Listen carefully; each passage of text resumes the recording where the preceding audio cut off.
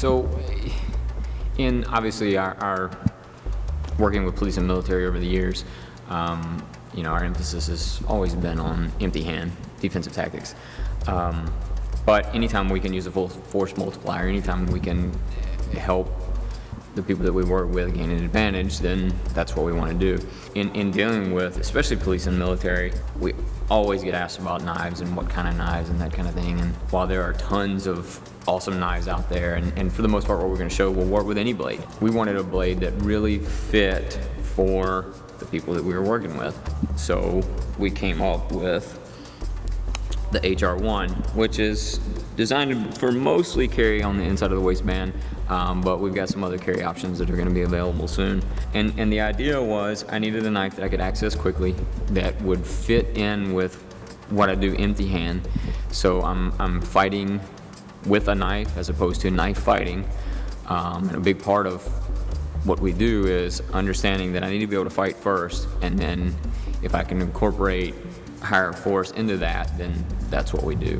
As you can see, generally recommending an appendix type carry that allows me to access the blade with either hand, depending on circumstance. Though if I've got a firearm, then we recommend generally it's going to be on the lead side. If I didn't have a firearm, then I would probably move it to my more dominant hand.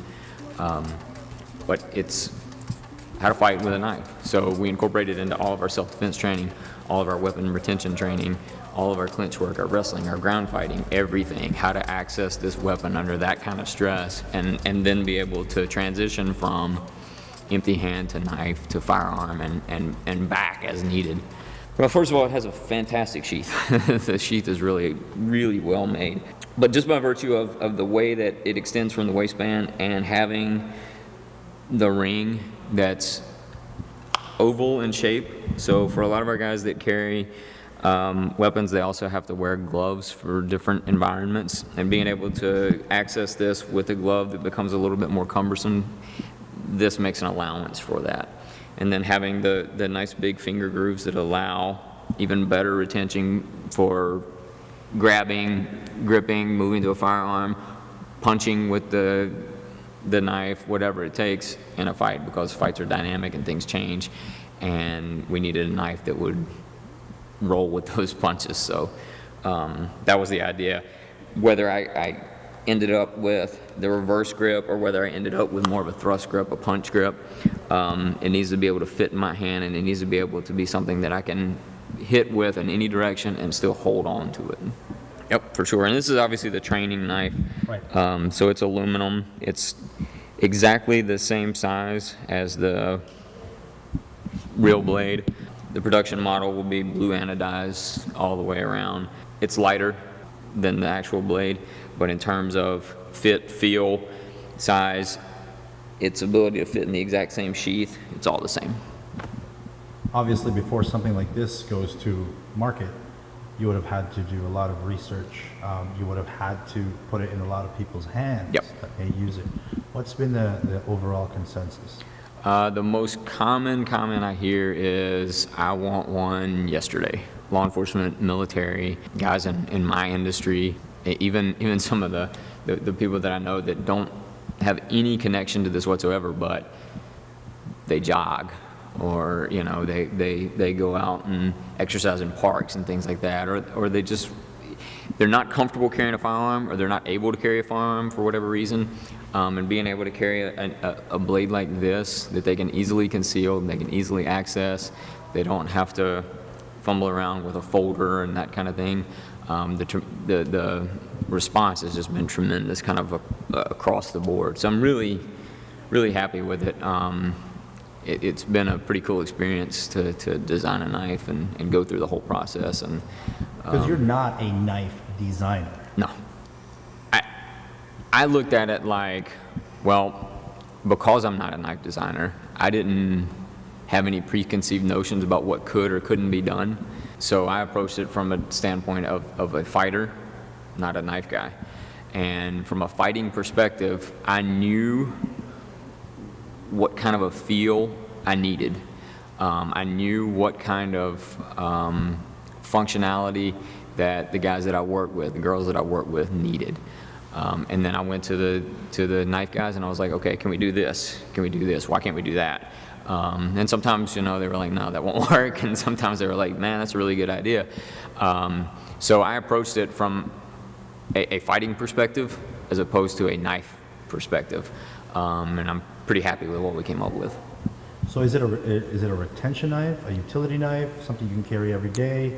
I mean, if you were to categorize what it primarily is. It's a fighting knife, designed initially for helping me to retain my gun, but it definitely is a single-use knife. This is a knife that I use as a tool. This is not a tool. Just like I wouldn't use this like a hammer. I'm not going to use this for opening boxes and, cutting string and things like that. I want this edge to always be as sharp as possible, because if my life depends on it, I want to make sure that it's going to go through clothing and skin and muscle and bone and tendon. So this is a weapon and I need to treat it like that. If it's an emergency situation and I need to use it to cut a seatbelt, or I need to use it, it's made from Elmax steel. It's the super steel. So, I mean, you could use it to pry open doors and all those things in an emergency if I needed to. But I carry tools. This is a weapon. This is designed to save my ass if I needed to. Okay, so let's quick talk about just, for us, fighting with a knife kind of principles. We call it the 4 Ps. Purpose, power, penetration, precision, and necessarily in that order. I'm going to borrow Brad for a second. Purpose is first, because it's mostly about my intent. If I'm going to use something like an edged weapon, it's a deadly force situation. So it's more about me just trying to inflict as much damage as possible in as short amount of time as possible, as quickly as possible. So intent, being aggressive, being committed to action. Power. We talk about it in our striking. We talk about it in our grappling. Everything is hard. So I'm not, the line I use a lot is, I'm like 1,000 coked up Mike Tysons. I'm not, it's less surgery, it's more, I'm just striking and I'm going all the way through. I'm hitting, I'm punching, I'm stabbing in a way that I'm trying to take this knife and feel his spine. So there's follow through, just like there would be if I were punching, if I were here, I'm looking to hit a guy, or I'm looking to kick a guy, I'm gonna stab, I'm gonna slash the same way. I'm looking to go through him with the knife. Penetration is kind of an extension of that. I want to penetrate, I need to do damage, I need to cause massive hemorrhaging to force him to stop. I need to make him unwilling or unable to continue fighting. Unwilling is taking his heart, and maybe just slashing him in the face would do that. But I know to stop him, I need to cause massive damage, and that's going to come through penetration. That's going to come through me being able to isolate and find major arteries and get to them, and that's the last one, precision. Being able to find those points, being able to hit the jugular, the subclavian, the femoral, the whatever, and do that kind of penetration and damage and reach those targets that are going to cause him to shut down. So our 4 Ps, purpose, intent, be committed to action, really attempting to do damage, power, making sure that every strike, every slash, every stab is hard, powerful. Penetration, I'm trying to reach things that are going to matter, and then precision is last, because at the end of the day, we're talking about relatively small points, and he's going to be moving around a lot. If I can get them, fantastic, but I'm just trying to do as much damage as I can in as short amount of time as I can to either access a different level of force or to get the hell out of there. Trying to isolate something that small and find these kind of points, I think you're much more likely to get a dude to quit just because of the psychology of it. If I slash you in the face, if I stab you in the face, there's a huge psychological thing there. You know, if I'm here and I draw and my first movement is that, even if there's no knife there, just, you know, that kind of reaction, that's enough to allow me to go to a different level of force then. I think getting caught up in, you know, isolating here, whatever, it's very difficult to do, and I just don't find it incredibly realistic.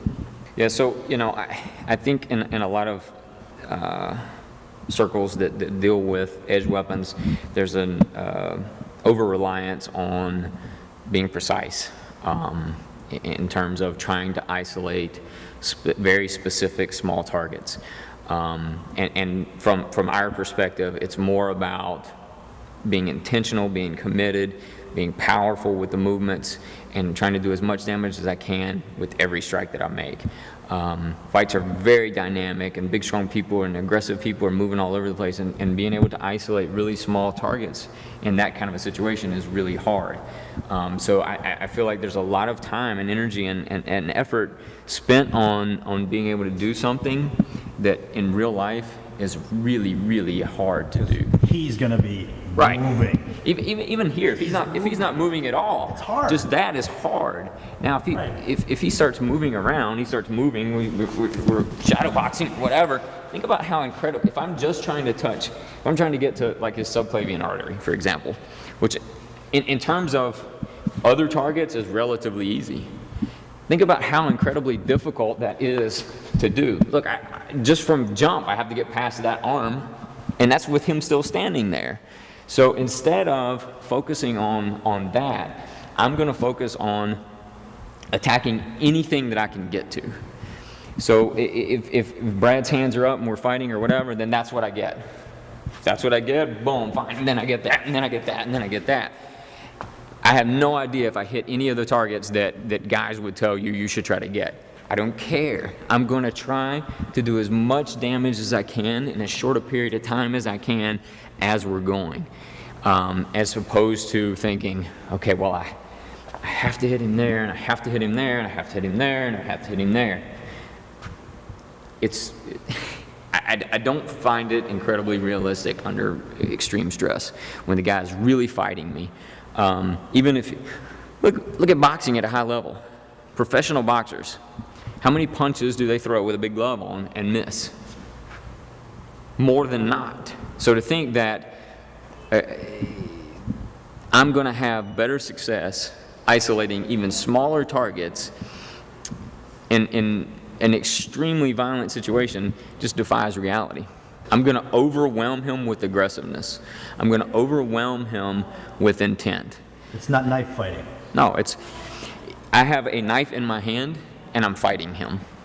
If I put the knife down, if I go here, the way that I would fight Brad here doesn't change. It's just now I have a knife. So psychologically, it's probably going to change for him.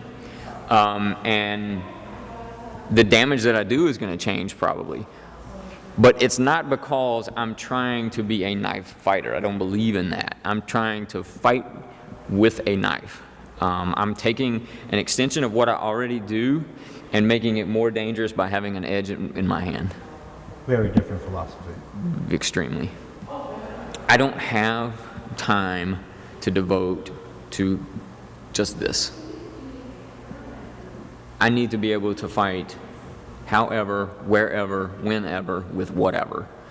And the idea that under extreme stress, I'm going to be able to hit those things, if I'm not just 24/7 dealing with that, I just don't find it real. And I also question, the true efficacy of being able to stop somebody with just attacking a certain artery or whatever. If you really look into the science behind that, and I have, it's going to take him longer to bleed out than what you think. So even if it takes him 15 seconds to bleed out, 15 seconds is a long time if that dude's trying to cave my face in. And does it matter? Does it change if the guy has really big muscles? Does it change if the guy has really small muscles? Does it change if the guy's wearing a denim jacket?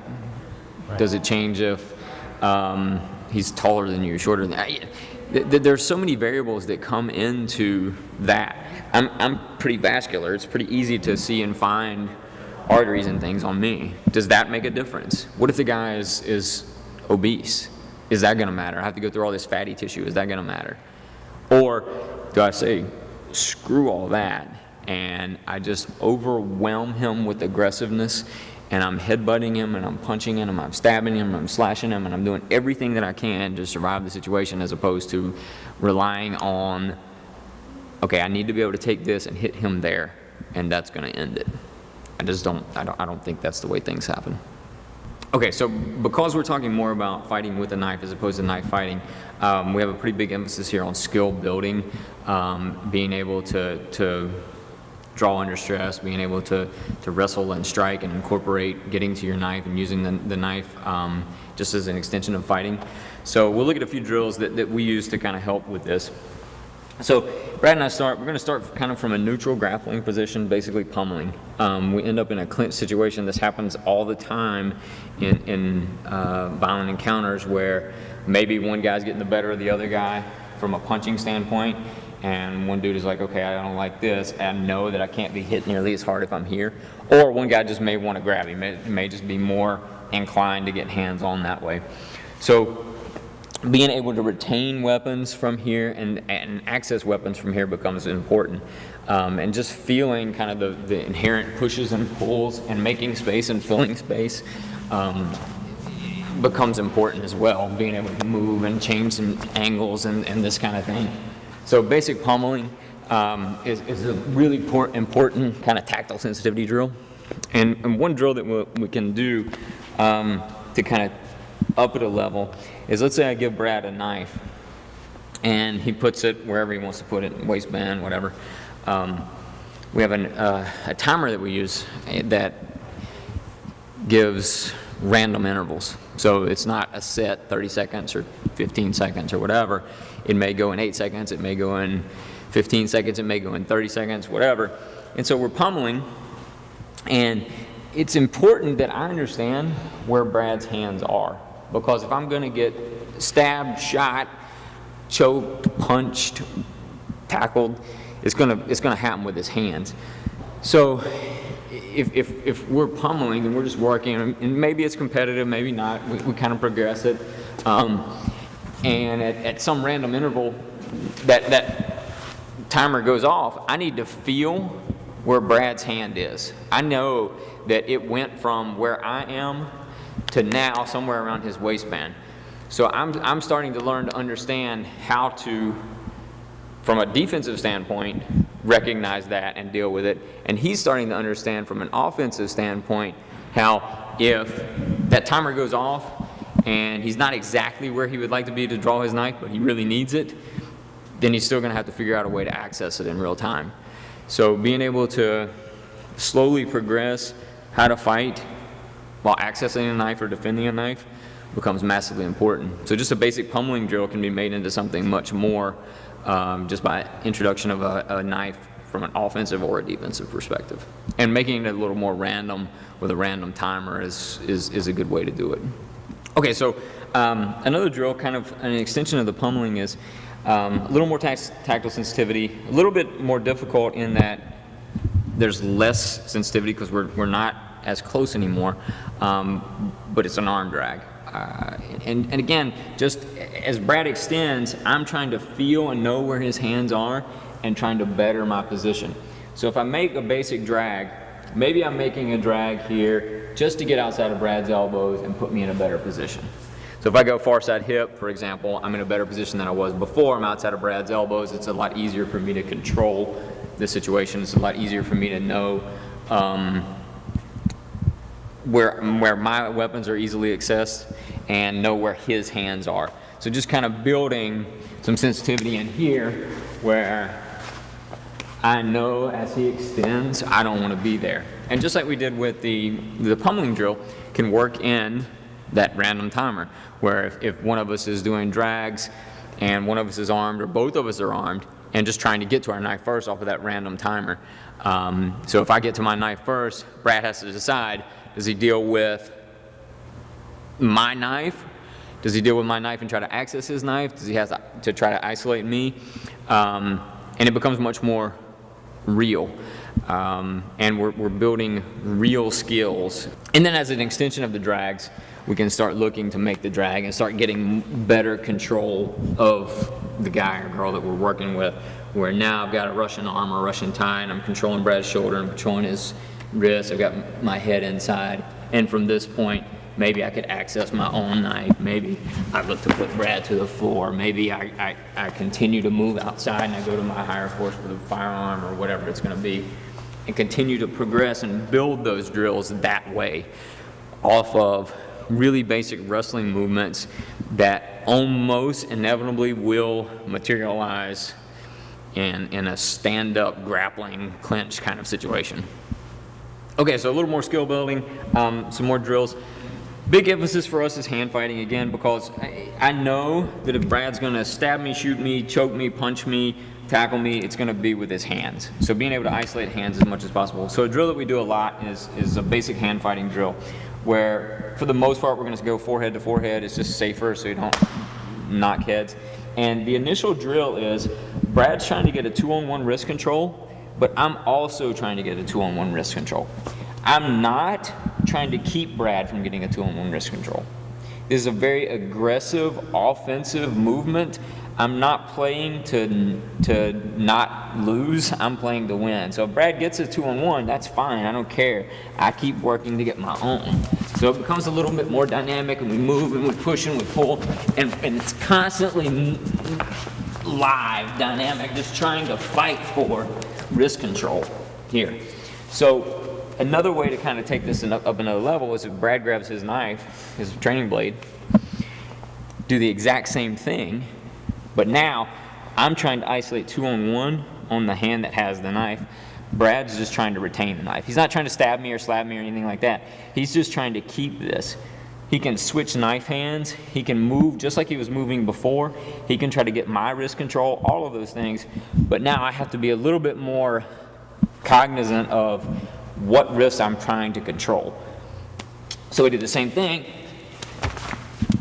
and I'm trying as best I can to isolate the hand that has the knife. And you're going to find out really fast how hard this is to do. And you're also going to find out really fast while we spent time working on grip strength, because this is incredibly difficult. One more level, do the exact same thing. Brad has a knife, I have a knife. So we're doing the same thing. Obviously we're not going to be able to isolate 2-on-1s anymore, but we're trying to isolate the wrists that have the knife. I can still switch, but I have to understand that if I switch, I give up his control. And again, we're not trying to stab or slash right now. It's more about just understanding how incredibly hard this is to do and being able to manipulate in a way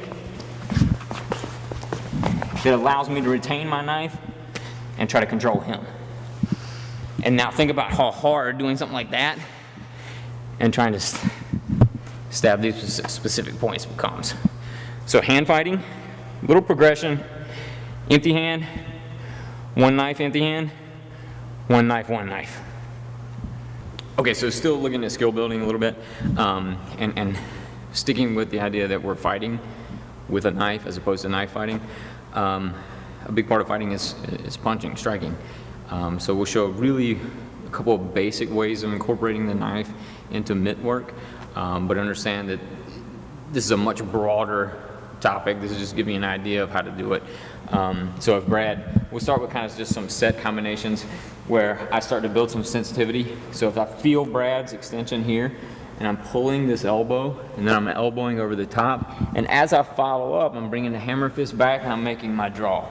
And there's my stab, and maybe I'm going here again and headbutting or whatever it is. I'm going to incorporate as many strikes as possible into it. But at a base level, it's basic striking here, and just following through. So,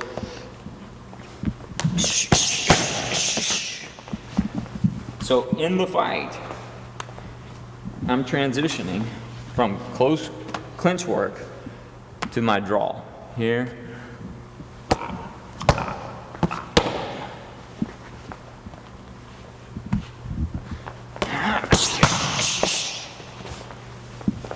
Another one we can do really quickly. Brad gives me, I don't know, 1, 2. I go to cover. So he's striking back. I'm covering off of that. As I'm covering, I'm striking again, striking again, striking again, incorporating the knife into my strikes. And it's all basic strikes, just using the knife in my hand. So I punch, Brad punches back, I'm covering, I'm countering, here, incorporating the knife into it.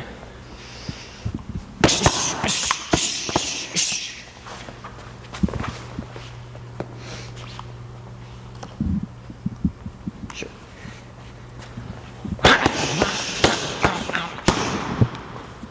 So being able to fight and access the knife. So if we play a little bit more freely, Brad just gives me targets.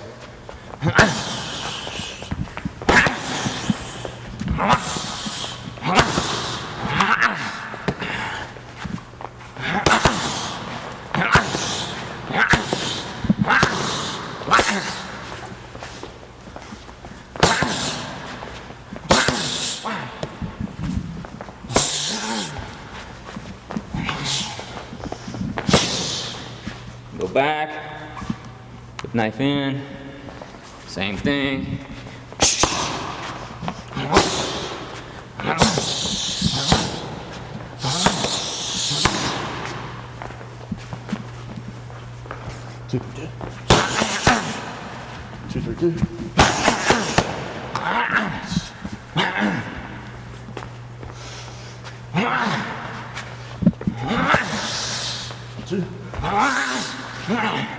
So in that time, I just decided to make the cross grab, continue to work it in.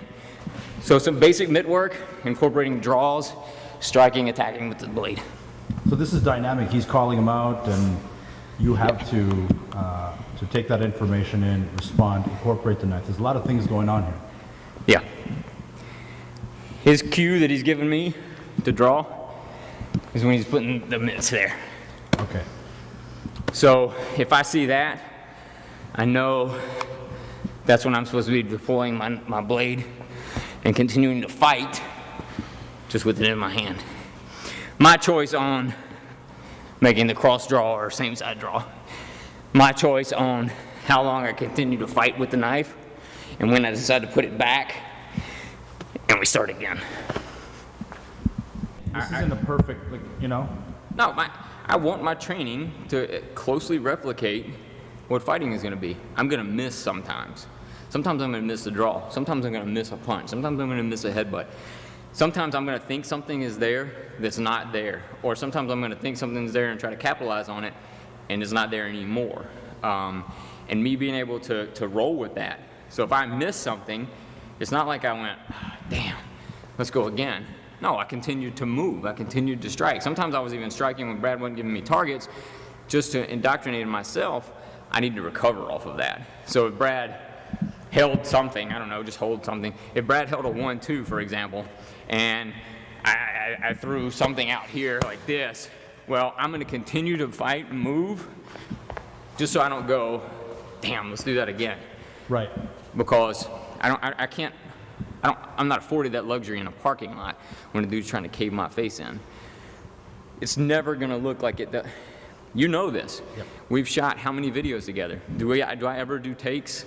No. No. Do we ever reshoot anything? No. Why?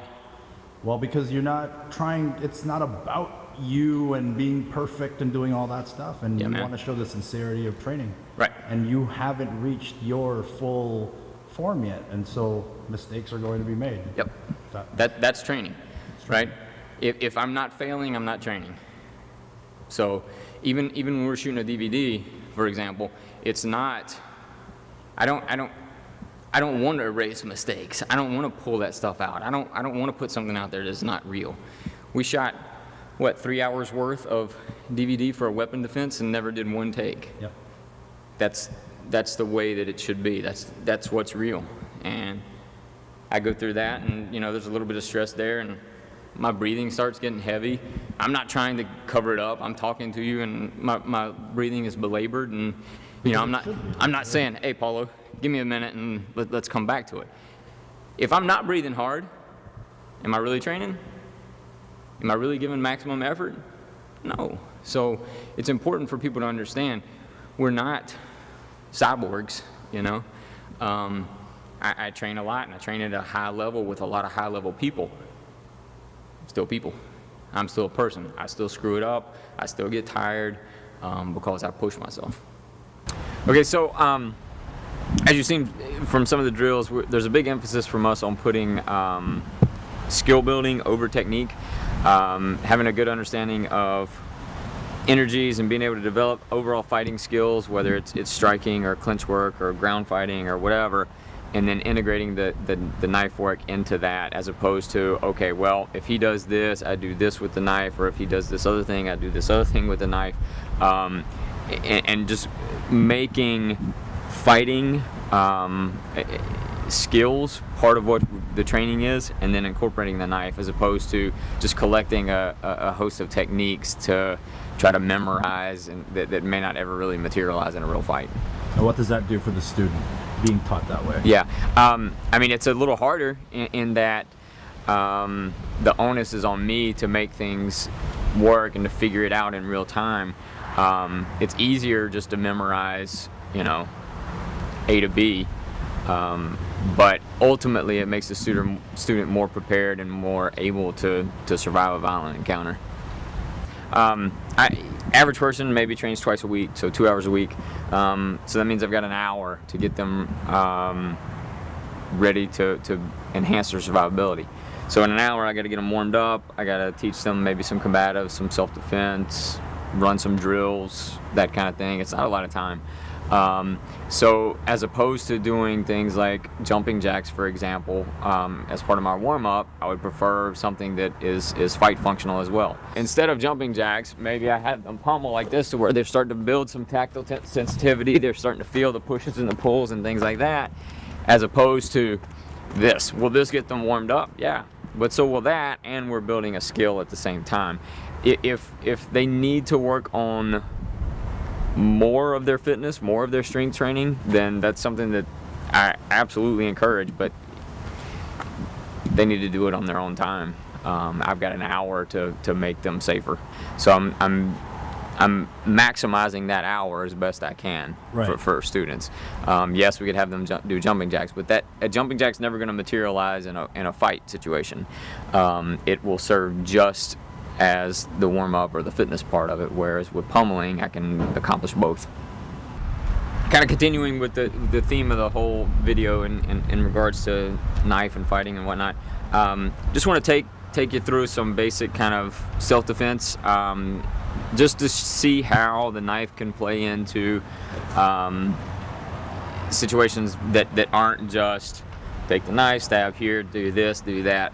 If I find myself in a situation where maybe Brad is choking me, for example, or pinning me up against this, whatever this is, here, all of the basic moves and movements that I may normally do from this position still come into play.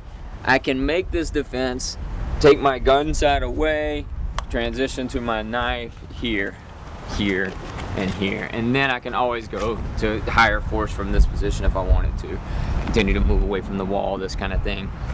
Again, just understanding that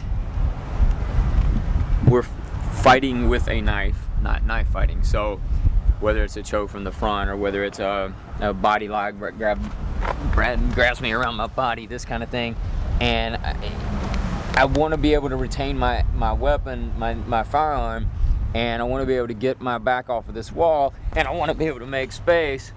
So it's an easier transition to do that, and then I can move and still retain the knife and go to higher force. This stuff isn't rehearsed, man. You're just, yeah, you can throw anything at you. I have no idea. I have no idea what I'm gonna do once he grabs me. I have no idea at what point I'm going to take the knife out, where I'm going to go with it. Like we talked about in the other stuff, you know, I'm looking to do as much damage as I can as quickly as possible, make space, and now I should be running, or if I have higher force on me, I'm going to that, or whatever it is. So like if you had your chest against the wall and he was behind you, pressing you up, something like that I this. just kind of... So I'm like pinned up against the wall like this. Or even worse, like he's got his body on you, he's got his shoulder on you, you know? Like, Yep. And he's like that, you know? And he may be doing this, trying to grab something, trying to whatever. Same idea. Here I am.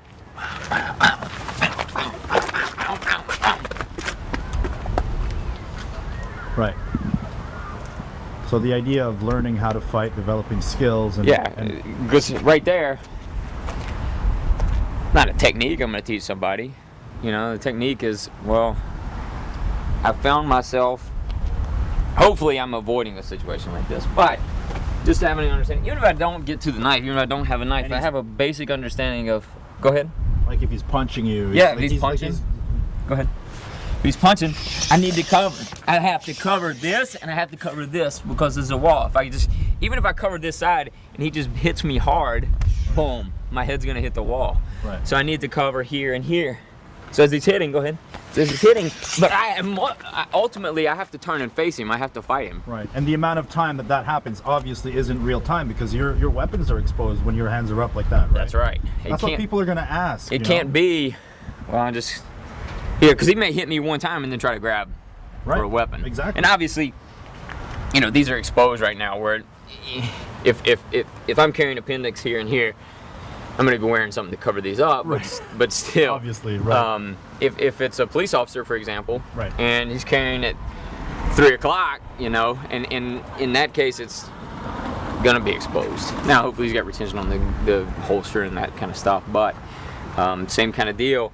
If I'm getting pummeled in here, you know, this kind of stuff is designed to help me weather the first 1 or 2, and then I have to be offensive. I have to go to hitting him. That's how you win fights. Defense, you know, said it in the video the other day, defense is for suckers. If I just defend from here, this is going to be over quickly. I need to turn that kind of predator-prey mentality, that paradigm, that needs to shift as quickly as possible, or I'm going to take a beating. Right. So let's talk about the knife design and how it facilitates that. Yeah. I've felt that it's easy to grab. Yep. The sheath is probably the best I've ever seen. Let's talk a little bit more about that. Yeah, so, and obviously this is the trainer, and it's, it will be blue anodized all the way through, but it's got the finger grooves, and it's got an oblong ring. It's designed to be able to work with hands that are gloved. I've got a nice punching edge here for it. Tanto style blade, which is great for stabbing, slashing, snap cuts, you know, any way that I would want to do damage to somebody with a knife. It's great too that I noticed you had your index finger in there. It feels good even without it in there. Yeah, for sure. However I grab it, it's going to work. And under stress, you know, that may be difficult to get, but this is no problem. Right. And it's still relatively easy to retain because I've got the circle and the hilt here. So, working in fighting with a knife from whatever position I end up in, that's the goal ultimately. Okay, so just to illustrate a little bit more functionality with the knife and how it kind of works, and especially in like a CQB situation where maybe it's a home invasion and I'm having to move through my house, or if I'm police or military and I'm having to clear a house, my ability to have the knife and have the firearm, have the gun at the same time. Obviously we're out here in the open, but if I'm clearing a house and I try to cut a corner, I'm trying to slice a pie, whatever, guys there, makes a grab on my gun, I've got a knife, so my ability to retain here to here, I can make my stabs and my slashes, keep the knife, and transition right into the firearm. That was like 2 moves. Very efficient. Yeah, man. And that's again, you know, that's what we want. He makes that grab. I don't want to isolate just my strength versus his strength. So I want to take my whole body and work against the plane of his wrist here. Boom. There. I can stab. I want to make the firearm ready again and go. So being able to use the knife with the gun, I can even, with this design, if I want, no problem. I can use the light still too. Doesn't compromise my ability to retain the knife at all. So I can move here, gun, knife, light. If retention becomes a real issue, if Brad makes a grab inside the holster here, then the same idea. Intuitively, people are going to lock down on the holster, and that's good. So I want to lock down. I want to be able to keep this. I would probably go to striking, and there's my knife. Here.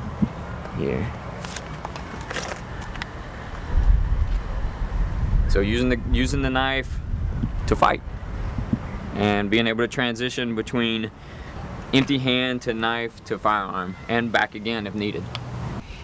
If I'm in a life or death situation and I need to cut my seatbelt off, or I need to pry open a door, this blade is made from Elmax steel. The Tonto blade is really strong, so you could do those things. But the truth is, this blade should keep the best edge the whole time. I carry another knife for utility. I want this edge to be at its best, because at the end of the day, it's designed to save my life. And just like I wouldn't use this as a hammer, I'm not going to use this to open boxes and things like that. I approached it just like we approach everything in our program, everything in our system. You've got a problem, our goal is to come up with solutions. And I love that, man. It's what keeps me going. So the problem that we saw was people love the ring, people love karambits, but folders, under stress, it can become a problem. And there's some great ones out there that, and there are dudes that, Doug is a great example, dudes that are great at deploying those things quickly. But a lot of the guys I work with are just not comfortable with a folder under that kind of stress. And then generally, military and law enforcement, they generally stray away from that. Yeah. And two, the profile.